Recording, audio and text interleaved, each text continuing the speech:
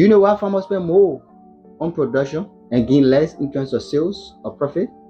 I want to discuss how to reduce unnecessary farm expenses. Now, the emphasis is on unnecessary expenses. Reducing expenses does not mean spending less on your farm or on the activities. All right, it means you will be eliminating waste and then spending money where it will create values for your farm. All right, you want to make sure that there's no wasteful spending, and then you will only spend money where value will be created. And that is intended for you to gain profit. Yes, that is the important thing. All right. So I want to share with you, 3 key things that you can do to be able to reduce unnecessary expenses on your farming business or your agri business, whether you are in the processing, value addition, all right, or you are in the practical production activities.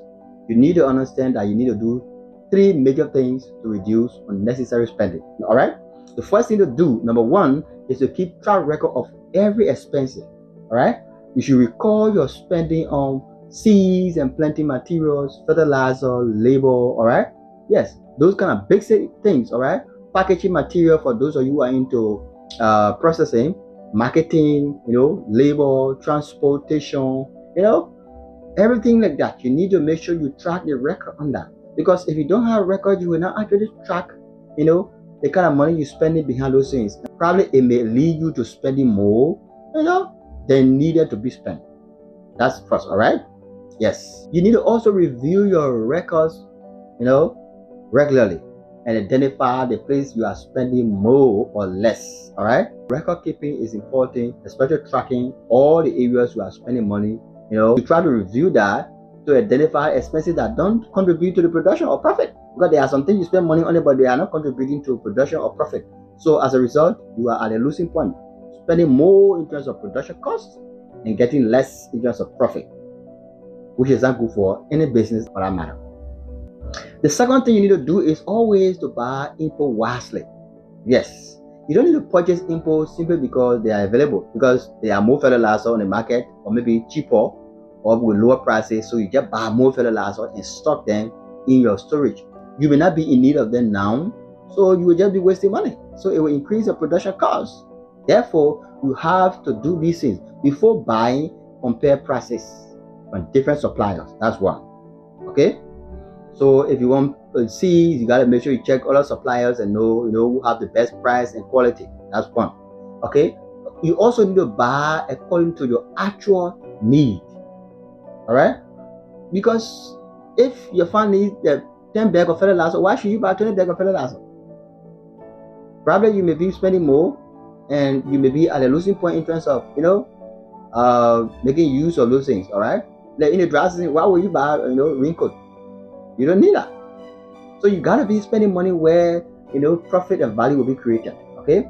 So you need to avoid buying more than you can use before the production expires. For example, if you buy agrochemicals, you need to be looking at the one you'll be able to buy and use within the time frame wherein it will not be expired, because sometimes you can buy some chemical and it will be on your shelf or in your warehouse until they expire, and it loses its strength in terms of delivery result. Okay, so you have to purchase quality inputs rather than choosing only the cheapest one option. All right.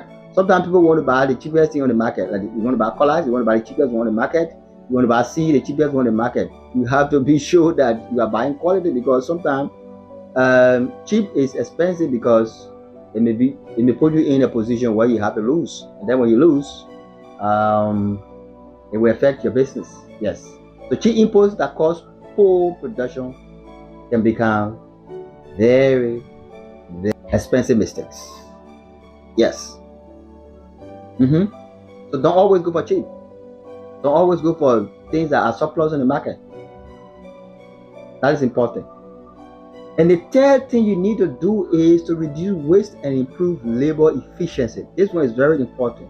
Manpower, distribution and use of labor. You have to make sure you're hiring people who will be able to work now, and their productivity or whatever effort they put in will bring profit, or add value to what you're doing. All right. So this is it. All right. You need to always plan your farm activities so that labor, feed, water, fertilizer, and other resources are not wasted. Because if you don't plan your activity, you may be spending money in things that you don't need now, and then the money will not add any value to your business at the moment.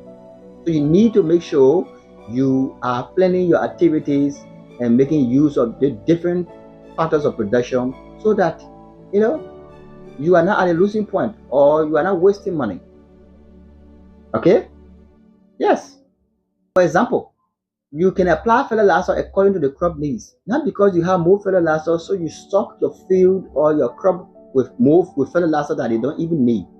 The crop cannot be doing well and then you are overfeeding them with fertilizer. That is just a matter of waste. You're trying to waste your money and waste your resources probably because you think you have it, given to you on a free note or from a government or NGO, so you just want to use them anyhow. All right. You also, another thing is that you need to measure your animal feed instead of guessing. So if you have 10 pigs, for example, in a pen, you have to be able to feed them based upon measurement. You have to be able to feed them with the required, quantity. Not because you have more feed or maybe somebody just help you with feed free, you didn't pay for it. So you just, overfeed them or maybe just dash the food. That is going to be at a cost to your business. All right. So you have to maintain also equipment before major breakdowns occur. That's another way to prevent losses. All right. You maintain your equipment before major breakdowns can occur. And then under this structure, you also schedule your workers according to actual workload. Because if you have more workload, you can bring in more people and they work. But for example, you are not doing brushing. You're just doing manual maintenance, and so you can employ more daily hires. That means you'll be spending more on just a labor. And I want to let you know that every wasted input is money leaving your farm. Whenever you waste money, you waste material, you waste labor, effort, manpower, it is money leaving your farm. So to avoid money leaving your farm unnecessarily, you need to take these steps. So the goal of reducing, expenses on your farm is not about really avoiding to spend money, but the goal is you want to spend less so that you get more value for every dollar you spend or you invest in your farm. That is the goal of this discussion today. So I am enlightening you to know how to reduce expenses, and these are the 3 steps you can take to get that done. Okay, so what you need to do is to find the expenses that are eating your profits. That's the first thing you need to do. So when you are into farming right now, and when you look where you are spending more money that are taking away your profit, because the production cost increases high, then it will reduce your profit. Find those expenses that are eating your profit today, and you can start taking steps to cut down costs. It is very good to cut down costs, because farming as a business, what you need to do is to minimize costs and maximize profit. Thank you so much. Have a good day.